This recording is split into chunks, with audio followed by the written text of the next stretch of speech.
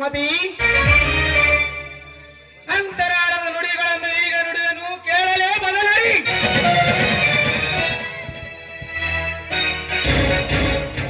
ಸುಮತಿ, ನೀ ತಂದಿ ನನ್ನ ಮದುವೆಗೆ ಕುತ್ತು, ಅದಕ್ಕೆ ಕಾದಿದೆ ನಿನಗೆ ಆಪತ್ತು. ನೋಡಿಯೇ ಬಿಡು ಈ ಪ್ರಳಯ ಅಂತ ಕನಕರ ಮತ್ತು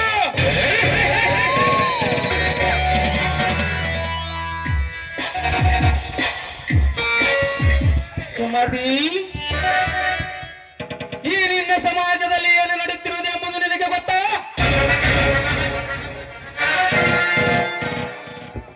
ಮದುವೆಗಿಂತ ಮುಂಚೆ ಗರ್ಭಿಣಿಯಾಗಿ ತಾಳಿ ಕಟ್ಟಿಸಿಕೊಂಡವರು ಎಷ್ಟಿಲ್ಲ ಈ ನಿನ್ನ ಸಮಾಜದಲ್ಲಿ.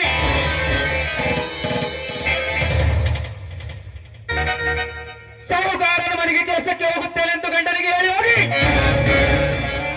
ಸಾಹುಕಾರನ ಜೊತೆಗೆ ಸರಸ ಸಲ್ಲಾಪಗಳನ್ನಾಡುವ ಹೆಂಗಸರ ಎಷ್ಟಿಲ್ಲ ಈ ನಿನ್ನ ಕಲಿಯುವ ಸಮಾಜದಲ್ಲಿ. ಲೇ ಸುಮತಿ, ಎಂಗೇಜ್ಮೆಂಟ್ ಆದ ಬಳಿಕ ಹುಡುಗ ಹುಡುಗಿಯರು ಬಾರ್ ಕ್ಲಬ್ ಅಂತ ತಿರುಗಿ ತಮ್ಮ ಸುಖದ ಚಟಗಳನ್ನೆಲ್ಲ ತೀರಿಸಿಕೊಂಡು ಮದುವೆಯಾದವರು ಎಷ್ಟಿಲ್ಲ ಈ ನಿನ್ನ ಕೆಟ್ಟ ಸಮಾಜದಲ್ಲಿ.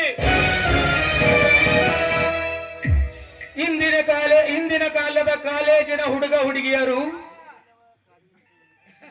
ಕಾಲೇಜಿಗೆ ಹೋಗುತ್ತೇನೆಂದು ತಂದೆ ತಾಯಿಗೆ ಹೇಳಿ ಹೋಗಿ ಕಾಲೇಜಿನಲ್ಲೇ ತನ್ನವನ ಬಯಸಿದ ಹುಡುಗನ ಜೊತೆಗೆ ಸಿನಿಮಾ ಪಾರ್ಕ್ ಅಂತ ತಿರುಗಿ ಮನೆಗೆ ಬಂದು ತಂದೆ ತಾಯಿಗಳಿಗೆ ಮೋಸ ಮಾಡುವ ಹುಡುಗಿಯರಷ್ಟಿಲ್ಲ ಇಲ್ಲಿಲ್ಲ ಕಂಪ್ಯೂಟರ್ ಸಮಾಜದಲ್ಲಿ. ಅಷ್ಟೇ ಅಲ್ಲಲೇ ಸುಮತಿ, 5-6 ವರ್ಷದ ಹೆಣ್ಣು ಮಗುವಿನ ಮೇಲೆ ಅತ್ಯಾಚಾರ ಮಾಡುವ ಲಫಂಗರ ಸಮಾಜವಿದು. ಸುಮತಿ, ಹುಡುಗಿಯ ತಂದೆ ತಾಯಿಯೇ ಹುಡುಗ ಮನೆಗೆ ಬಂದಾಗ ಅವರಿಬ್ಬರನ್ನು ಮನೆ ಒಳಗೆ ಹಾಕಿ ಬಾಗಿಲು ಮುಚ್ಚಿಕೊಂಡು ಹೊರ ಹೋಗುತ್ತಿರುವುದು ಪ್ರತಿನಿತ್ಯದ ಮಾತಾಗಿದೆ. ಅದೆಲ್ಲ ಇರಲಿ, ಈಗ ನೀನು ನನ್ನನ್ನು ತಿರಸ್ಕರಿಸಿದರೆ ಪರಿಣಾಮ ನೆಟ್ಟಗಿರುವುದಿಲ್ಲ. ಪ್ರಣಯ, ಹೆದರ್ಸ್ತಿದೀಯಾ? ನೀನು ಹೆದರ್ಸಿದ್ರೆ ನಾನು ಹೆದರ್ತೀನಿ ಅಂತ ತಿಳ್ಕೊಂಡಿದೀಯಾ? ಅಂತ ಹೆಣ್ಣು ನಾನಲ್ಲ. ಅದೇನು ಆಗ್ಲಿ ಹೇಳಿದೆಯಲ್ಲ, ಮದುವೆಗಿಂತ ಮುಂಚಿತವಾಗಿ ಒಂದು ಹೆಣ್ಣು ಗರ್ಭ ಧರಿಸ್ತಾಳೆ ಅಂತ. ಅದಕ್ಕೆ ಕಾರಣೀಭೂತ ಯಾರು?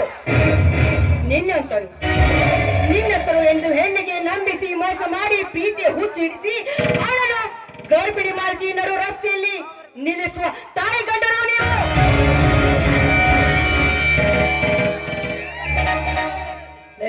ಸುಮತಿ, ಏನಂದಿ? ನಾನು ತಾಯಿ ಗಂಡ?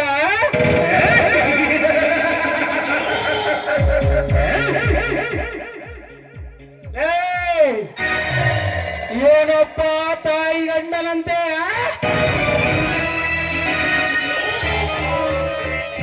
ಸುಮತಿ, ಈಗ ಮಾತ್ರ ನಿನ್ನನ್ನು ಬಿಡಲಾರೆ. ಈ ತಾಯಿ ಗಂಡನ ಮಗು ನಿನ್ನ ಹೊಟ್ಟೆಯಲ್ಲಿ ಹುಟ್ಟಲೇಬೇಕು.